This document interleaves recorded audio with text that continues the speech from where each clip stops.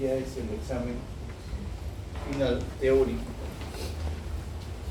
Y la próxima semana, las 3 clases de hoy, en realidad son 3 clases, porque se han juntado las 2 últimas, que es el mismo tema, que son sentidos.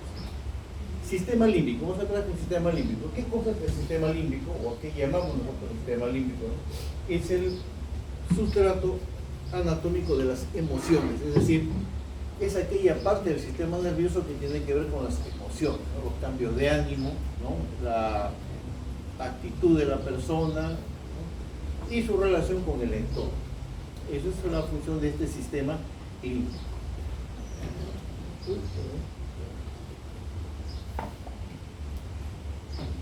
En 1878, Broca definió el concepto del lóbulo límbico, ¿no? En el cual este giro, ¿cómo se llama este giro de allá? El cinglo, y este otro giro, ¿cómo se llama este otro giro? Que tiene un uncus acá, el parahipocampo, unidos por este pequeño puente conocido como istmo, formaban un lóbulo único. Ese lóbulo límbico, ¿okay? Llamado límbico porque justo se encuentra en el limbo, ¿no? En el límite del cerebro, ¿eh? En los límites del cerebro, ahí se encuentra el lóbulo límbico, ¿no? Él ya se dio cuenta, ¿no?, que la afectación de estas estructuras, ¿no?, podían dar lugar a cambio de personalidad, pero no se había todavía logrado no se había logrado estudiar en profundidad estos fenómenos, ¿no? Pero él fue el primero que notó esos cambios, ¿no? Y denominó a este, ¿no?, con el nombre de lóbulo límbico. En 1908, Jacob describió en el cerebelo y en el tallo a un tipo de cerebro que él llamó el cerebro reptiliano, en donde yacían los instintos, ¿no? Este trabajo le fue prácticamente robado, ¿no? Ganaron un premio Nobel gracias a este trabajo, porque lo presentó en español. Pues no le dieron importancia, y otro neurólogo de aquella época hizo propio trabajo, lo presentó en inglés y llegó a ganar el premio Nobel. Así de, él era argentino-alemán. En 1937, ¿no?, James Papez, donde escribió un circuito cerrado dentro del sistema límbico, conocido con el nombre de circuito de Papez o circuito emocional, ¿no?, por el cual, ¿no?, las emociones eran grabadas o eran aprovechadas como, digamos, ¿cómo sería la palabra esta? Como,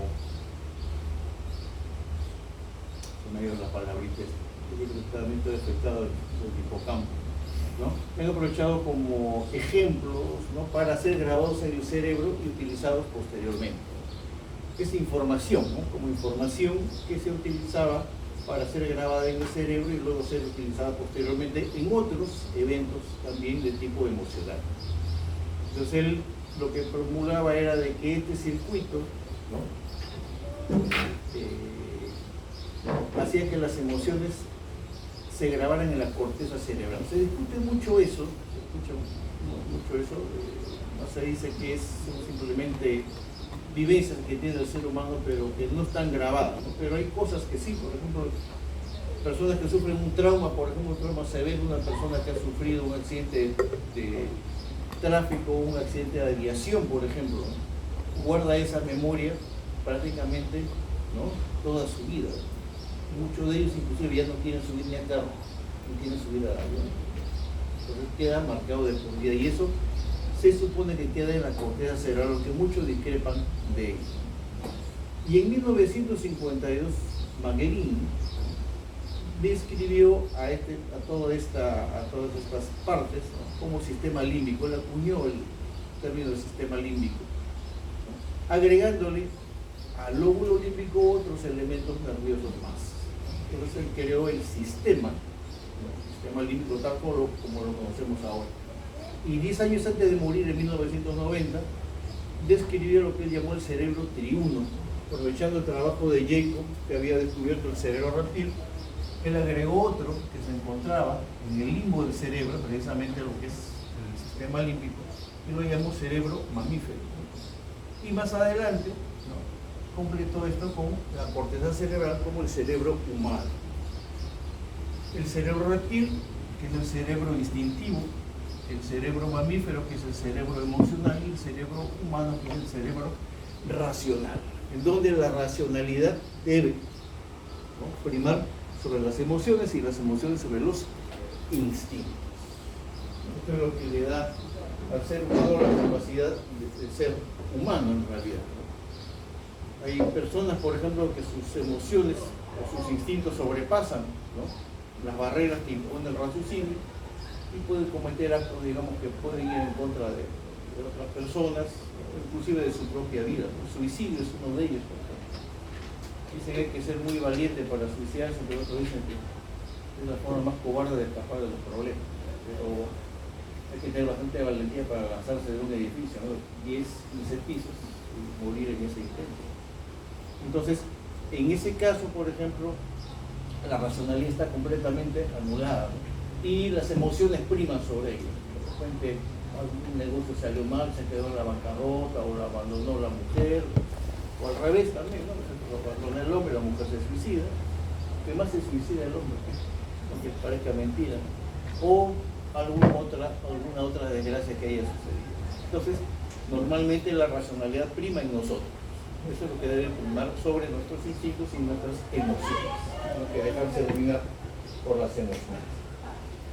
Los componentes del sistema límbico son varios, pero tienen siempre como base al giro límbico, que es el giro, ¿no?, del cíngulo y el parahipocampo unidos por el istmo.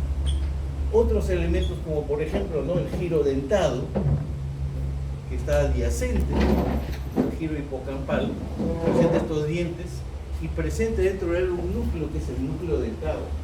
Es uno de los componentes importantes de la formación parahipocampal que vamos a ver más adelante, ¿no? El cuerpo mamilar, del cual sale un haz de fibras que lo conecta con el núcleo anterior del tálamo, el famoso fascículo mamilotalámico. Tenemos también al área septal, ¿no?,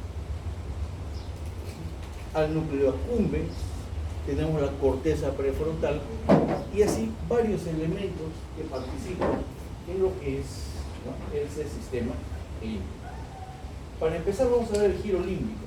El giro límbico está conformado por el cíngulo y el parahipocampo unidos por el istmo, ¿no? Está conformado por el cíngulo, miren, que se divide en dos partes. El cíngulo ya lo conocen ustedes, el cíngulo anterior y el cíngulo posterior. El cíngulo anterior tiene como función el desencadenamiento de las emociones. ¿Quiénes son hinchas de la U? Acá, por ejemplo. Hincha a muerte, como está todos los domingos, ahí, los miércoles, los días que haya partido, está de perdido televisión. Cuando mete gol la U, salta, pero, ¿no?, con emoción. ¿Quiénes son de Alianza acá? Ahí está, también igualito. Ese desencadenamiento cuando juega la selección, mete un gol y después le meten 4 goles, pero no importa ya. Y es la misma emoción que hemos vivido, ¿no? Entonces, ese es el desencadenamiento de emociones. Mientras que el cíngulo posterior trata sobre la percepción del dolor. La percepción del dolor. La formación parahipocampal es esta de acá. Contiene en su interior 3 elementos, que son el núcleo dentado, el hipocampo, que es un núcleo también, el hipocampo, ¿no?, y el subículo. Eso que nosotros hemos visto en el cerebro, ¿no?, la formación parahipocampal en forma de caballo de mar, ¿no?, contiene en su interior esos 3 elementos. Repito, el núcleo dentado, el hipocampo y el subículo. El giro dentado, que es adyacente al parahipocampo, ¿no?, contiene en su interior un núcleo que es el núcleo dentado, que junto con el hipocampo, que también es un núcleo, tiene esta forma. Aquí está el hipocampo. Tiene que ver con la formación de la memoria permanente, que es la memoria retrógrada, esa memoria que ya tenemos todos nosotros, ¿no?, de nuestros seres queridos, de los eventos pasados, de cómo nos llamamos nosotros, de nuestra memoria autobiográfica, ¿no? ¿Qué se puede perder en el Alzheimer? El Alzheimer, así como el Parkinson empieza con la destrucción o degeneración de la sustancia negra, el Alzheimer empieza con la degeneración del hipocampo. Ojo, el hipocampo se encuentra dentro del parahipocampo, es una cosa diferente. El uncus es el uncus del parahipocampo. Y dentro del parahipocampo está este núcleo que se llama hipocampo. Repito, junto con el núcleo dentado, son los responsables de la memoria permanente, la memoria retrógrada. Esa que se guarda, ¿no? Es como cuando ustedes aprendieron las tablas de sumar, de restar, de multiplicar, de dividir, ¿no? Ustedes en automático siempre preguntan cuánto es 8 por 8 y inmediatamente les salta a la memoria, ¿no? 64. Es más fácil, yo les pregunto 5 por 4, eso es 20. Entonces, ese tipo de memoria ya queda grabada permanentemente en la corteza. El hipocampo ayuda a que esa memoria se guarde y la mantiene ahí. Pero cuando el hipocampo es destruido, ¿no? Toda esa memoria se va borrando poco a poco. El Alzheimer comienza a veces con signos que no son, bueno, que le puede pasar a cualquiera, ¿no? Olvidarse las llaves del carro, o olvidar dónde dejó los anteojos, ¿no? Varios nos ha pasado, ¿no? Pero cuando ya se hace muy repetitivo, ya se debe sospechar, ¿no? Ya de una amnesia ya progresiva. Entonces, el hipocampo está comenzando a ser degenerado. Más adelante ya no reconoce, por ejemplo, se olvida de los nombres, por ejemplo. Una persona anciana hace los nombres de los nietos, o los nombres de los hijos, el nombre del esposo, y al final ya no se acuerda quién es esa persona. Entonces un buen día sale a la calle y se pierde, ya no sabe cómo regresar. Está a unos 3-4 metros de la casa, pero ya no sabe cómo regresar. Inclusive ya no llega a reconocerse a esa misma persona. En un corte coronal, nosotros vemos acá, ¿ven? El giro parahipocampo, la formación parahipocampal, ¿no?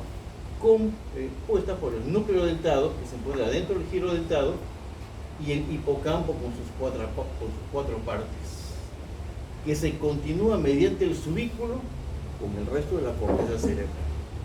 Entonces, el parahipocampo está conformado por el giro dentado, por el núcleo dentado que se encuentra dentro del giro dentado, por el hipocampo que se encuentra dentro del parahipocampo y por el subículo, que es el nexo que tienen estos dos núcleos con el resto de la corteza. Gracias al subículo, el núcleo dentado y el hipocampo reparten sus axones por toda la corteza. Tienen acceso a prácticamente toda la corteza.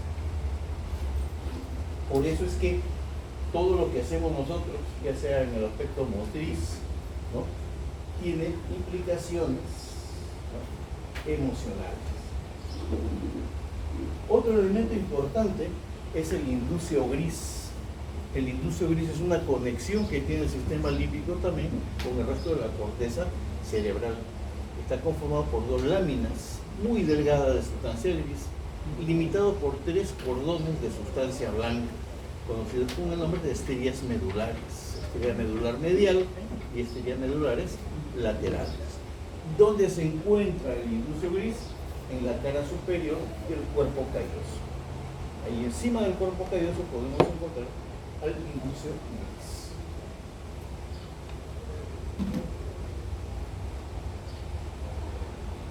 La amígdala cerebral es un núcleo bastante importante. Este núcleo de acá, es la amígdala cerebral. La amígdala cerebral está implicada en lo que es las conductas de supervivencia. Las conductas de supervivencia. Aquellos que no saben nadar y una vez han caído al agua, me podrán dar fe de eso. ¿Qué es lo que le pasa a una persona que no sabe nadar y cae al agua? ¿Qué es lo primero que hace? Antes de ahogarse, lucha, pide auxilio, pero para pedir auxilio hay que mantenerse a flote. Pides auxilio bajo el agua y nadie te va a escuchar. Entonces uno se mantiene a flote. Esos movimientos de manoteo desesperados, ¿no?, por tomar un poco de aire, son dados por la amígdala, son netamente de supervivencia, ¿no? Cuando ustedes se suben al piso 20, ¿no?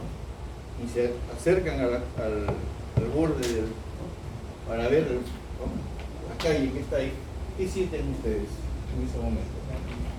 Sienten un vértigo y sienten como si una mano los jalara desde atrás, ¿no? Esa es la amígdala que los está jalando, entre comillas, para que no se vayan a caer. Entonces, ¿qué es lo que hace la amígdala? La amígdala genera miedo. El miedo que sentimos nosotros está dado por la amígdala. Y gracias a ese miedo que desarrollamos la conducta de supervivencia. Si ustedes ven, por ejemplo, tú que eres del lado, viene la barra brava de Alianza, por ejemplo, te encuentras ahí frente a ellos y todavía estás vestido con tu polo de la U, ¿qué es lo que haces? Volteas y te vas corriendo, corres como jamás has corrido en tu vida. Esas conductas, no solamente de enfrentarse al problema, sino también de huida, ¿no? Porque también el miedo es bueno, ¿no? Bueno, porque si nosotros nos vamos a enfrentar a la barra, pues salimos perdiendo, ¿no? Esas conductas de huida también las da la amígdala. Y son netamente de supervivencia, ¿no? Abrirse a codazos, por ejemplo, o a patadas ante una multitud, por ejemplo, que pugna por salir de un sitio que se está incendiando, o de una discoteca, también son conductas de la amígdala. Todo lo que tenga que ver con conservar su vida es la amígdala. La corteza entorrinal. ¿Dónde se encuentra la corteza entorrinal? ¿Conocen ustedes este giro que tiene esta forma, que tiene un gancho? ¿Quién tiene un gancho? ¿Quién tiene un uncus? El parahipocampo. Aquí está el gancho, es el uncus del parahipocampo. La parte más anterior del parahipocampo, esta zona, se conoce como corteza entorrinal, o corteza entorrinal, ¿no? Y embriológicamente es una de las cortezas más antiguas que posee el cerebro humano, es la más primitiva que se puede encontrar en el cerebro. Y está asociada íntimamente con lo que es el sistema olfatorio.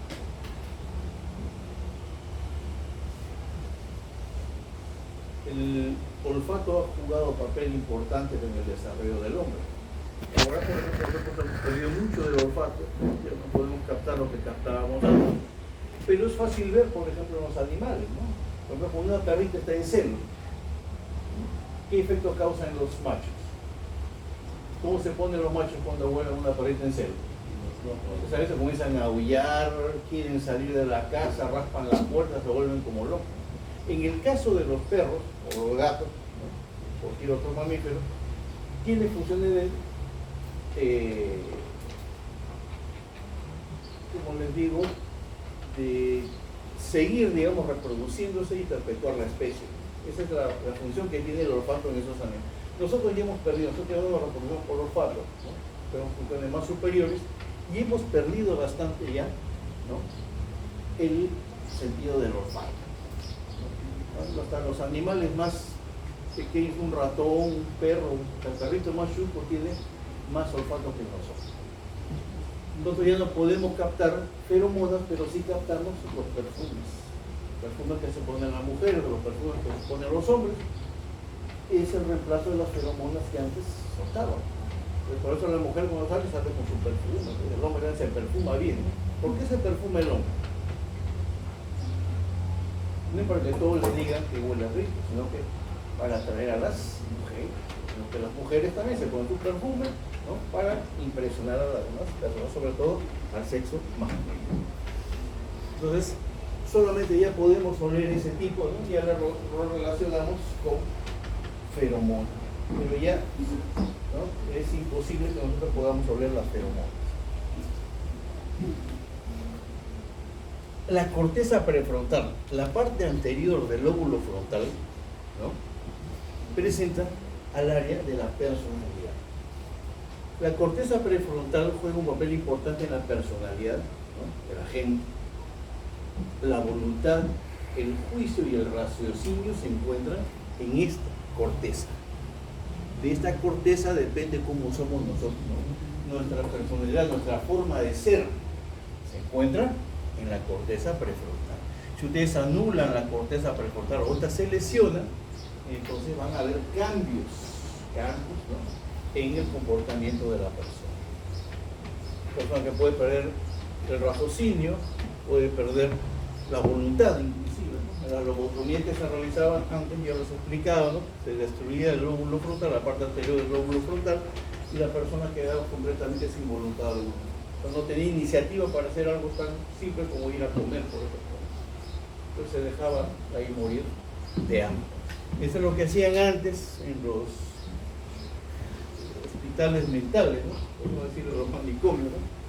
Ya del siglo, estamos hablando del siglo XVIII, ¿no? En donde a los enfermos mentales agresivos se les hacía la lobotomía, ¿no? Se les destruía la parte anterior del lóbulo frontal y quedaban ceritas como esas, quedan tranquilos, pero ya sin voluntad alguna. Obviamente ya eso es una carnicería, hoy día ya no se practica. Debajo, ¿conocen esto de acá?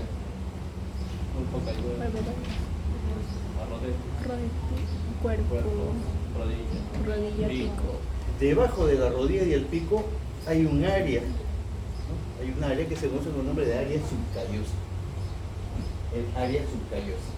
Y en esa área subcallosa hay dos núcleos que son de suma importancia. Uno, ¿no? Esta área de acá que dentro contiene un núcleo que es el área septal y que contiene al núcleo septal, ¿no? Al núcleo septal. ¿Qué cosa es el núcleo septal? El núcleo septal es el núcleo de las emociones fuertes, como el orgasmo, por ejemplo, se, ¿no? sitúa acá, ¿no? La sensación que se siente, ¿no? durante el orgasmo se centra aquí, justamente en esta área septal.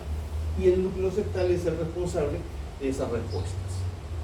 Y por encima de ese núcleo, aquí más o menos, hay otro núcleo pequeño que es el responsable de las adicciones y es el núcleo accumbens. Así se escribe, el núcleo accumbens, que responde, ¿no? que responde a estímulos, ¿no?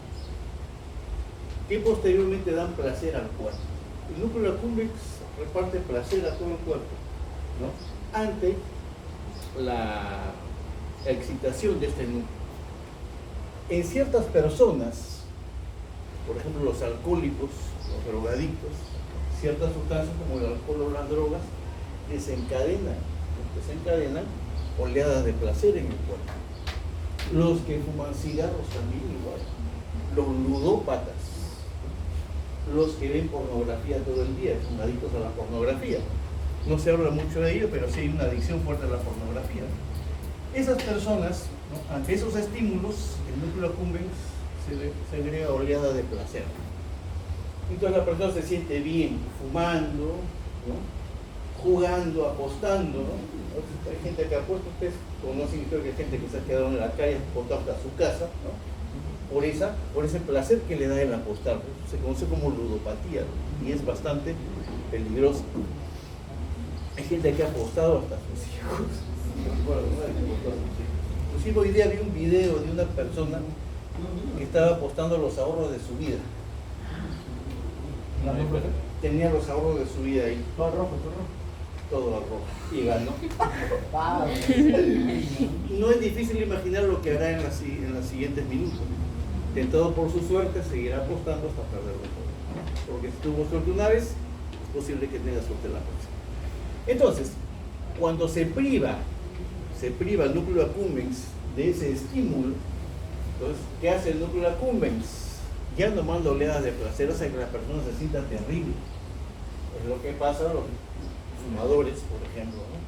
Que no tienen un cigarro más para poner tan desesperados, buscan los cajones, buscan en los bolsillos, y la persona está que tiembla, ¿no? Se siente mal consigo mismo, sale a comprar una cajetilla, prende el cigarro y ya se calma. Eso es culpa del núcleo accumbens. El drogadicto también, ¿no? Cuando se le priva de la droga, puede hasta morir inclusive. Pues una vez que se le vuelve a la droga o consigue la droga, que han hecho a veces venden cosas de la casa o hasta matan a una persona por robarle un reloj, un celular y venderlo y comprar droga, ¿no? Luego vuelven a sentirse bien. Entonces el núcleo accumbens es el núcleo de las adicciones.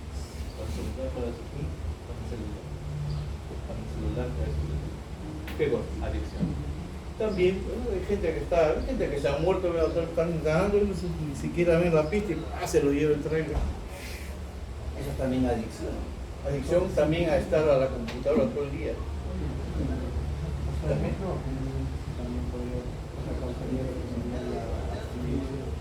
Claro, durante la abstinencia es que manda esas señales de fatalidad, ¿no? De sentirse mal. En condiciones normales sirve el núcleo accumbens. Por ejemplo, se puede sentir placer, por ejemplo, al escuchar música. Tú escuchas una determinada música, tú la escuchas de repente en una fiesta, te da ganas de bailar, de sacar a las chicas a bailar. Pero si escuchas música que no te gusta, por ejemplo, entonces dices, no, cambien de música. Gente que le gusta como la cumbia, ponen reggaetón y le comienzan a pegar al DJ. No, otra cosa. Le vuelven y se sienten bien. Ese es el placer que se siente normalmente. Hay otros que sienten placer comiendo. Comer, por ejemplo, mucho con un plato bien preparado no da placer. Hay gente que va a los museos a ver los cuadros que ahí se exhiben y felices ellos. Otros tienen placer coleccionando. Yo, por ejemplo, mi mayor placer es coleccionar vinilo de música. Entonces, yo siempre estoy en eso. Veo un disco que me gusta, lo compro. Lo disfruto escuchando. Entonces, al disfrutar, cuando ustedes disfrutan de algo, es el núcleo accumbens trabajando en la normalidad. Pero cuando ya es excesivo, ¿no? Imagínense que yo me gaste todo lo que me pagan en disco.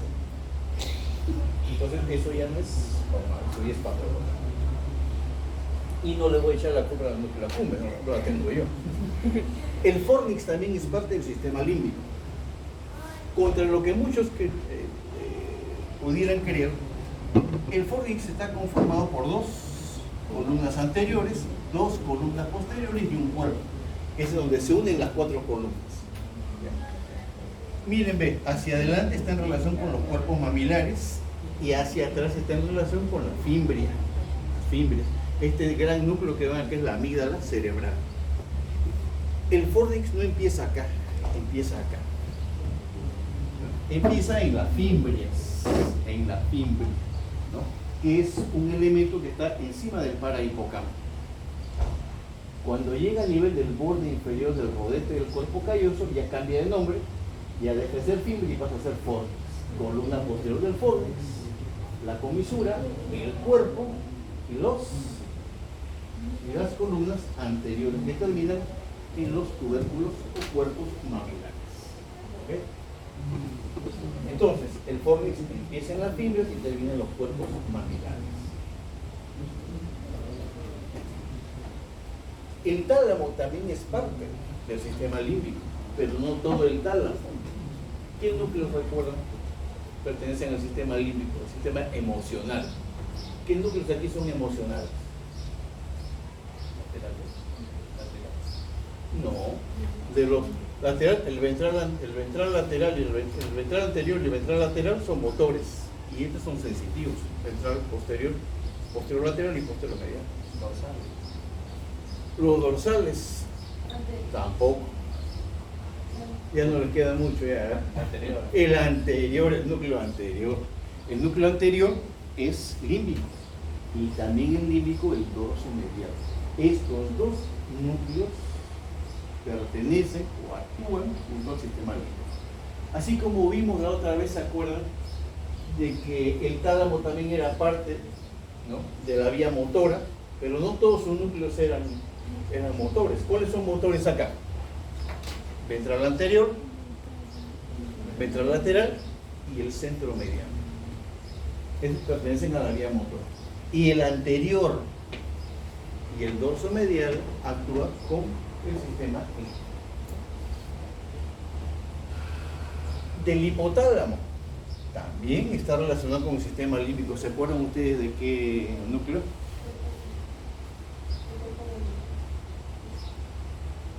No, necesariamente. Había uno que participaba en las emociones violentas.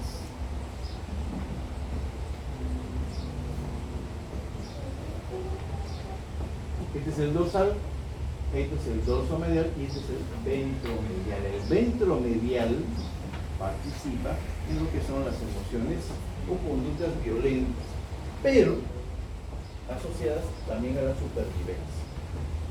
Algo parecido a lo que hace la amígdala cerebral.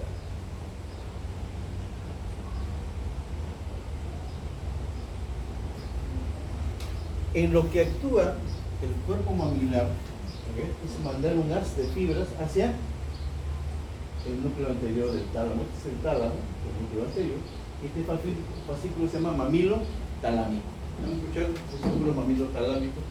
Que actúa en lo que es la memoria, ¿no? La memoria reciente, ¿no? Conserva las memorias recientes. Cuando ustedes conocen a una persona, ¿no?, la saludan, conversan con él, oye, quedan recordados. El día siguiente ustedes la ven, esa es la persona que conocía ya.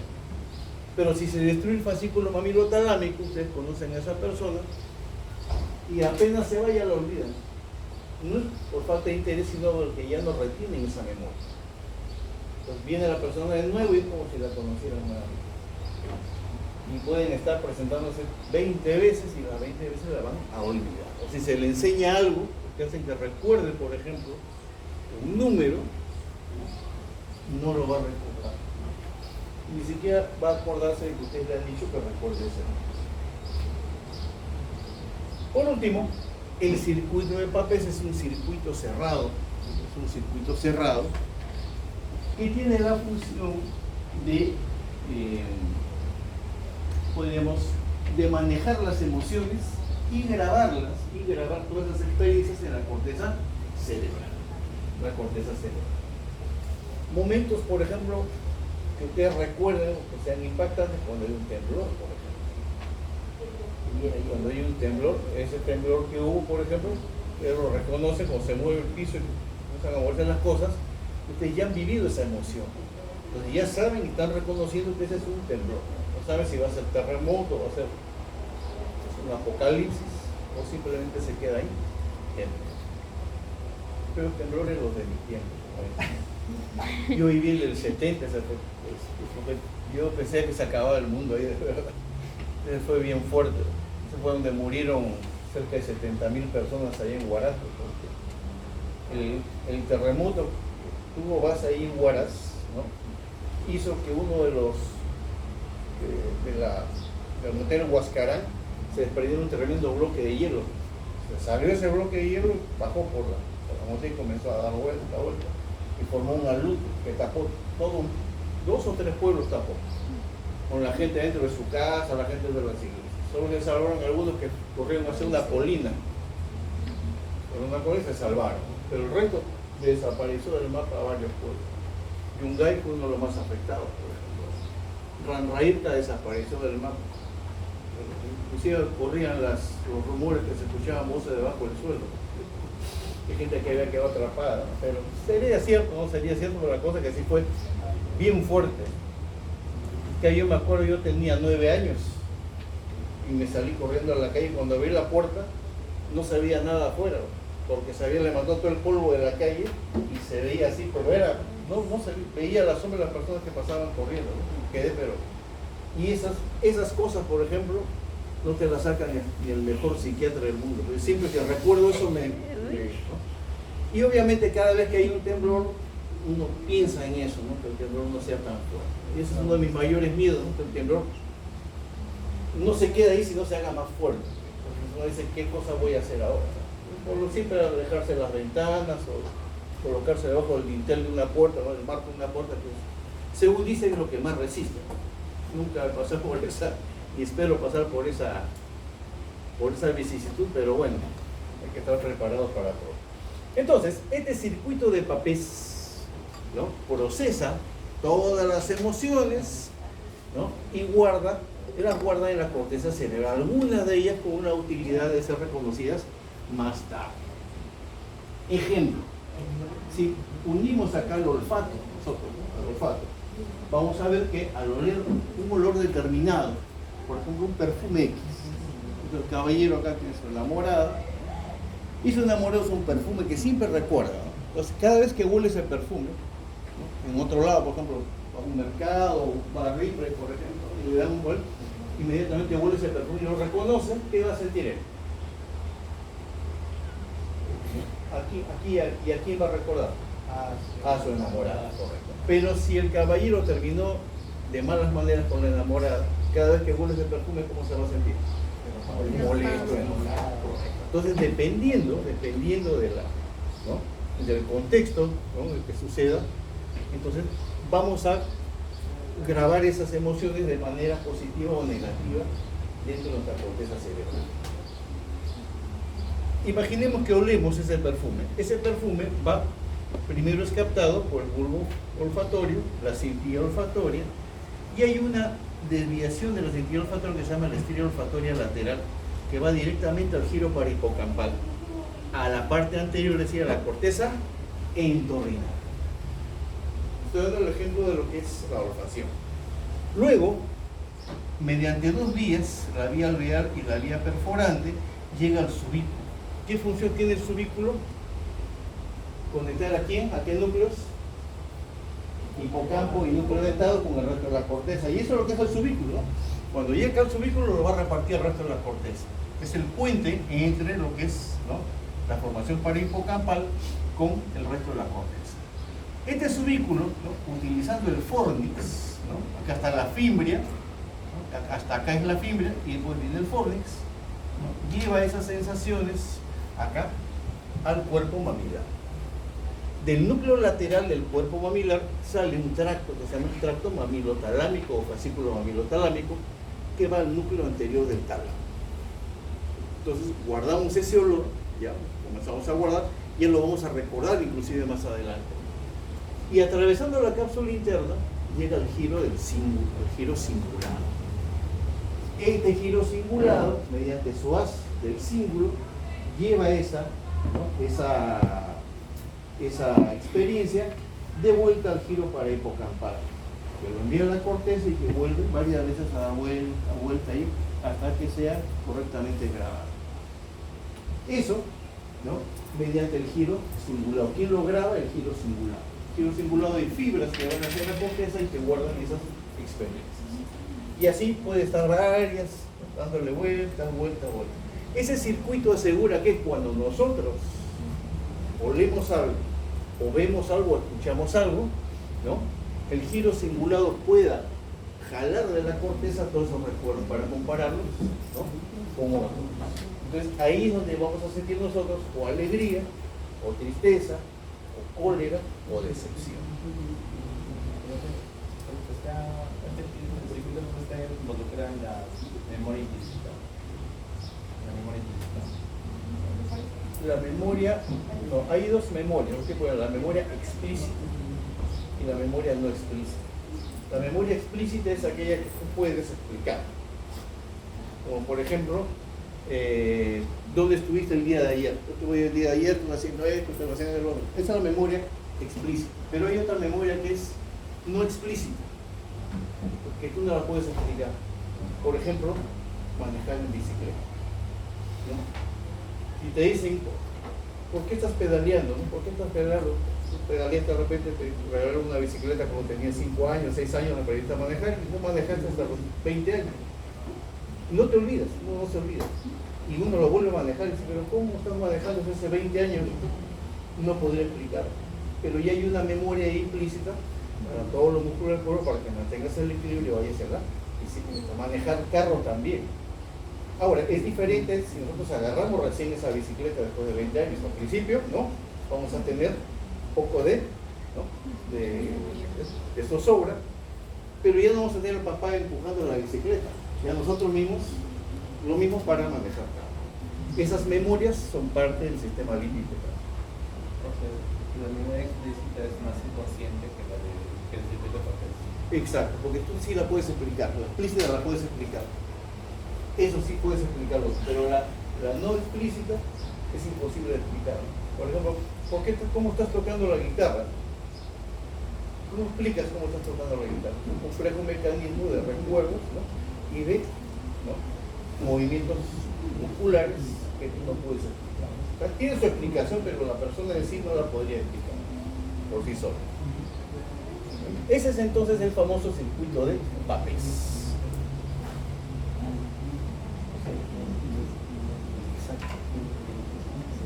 10 minutos de descanso.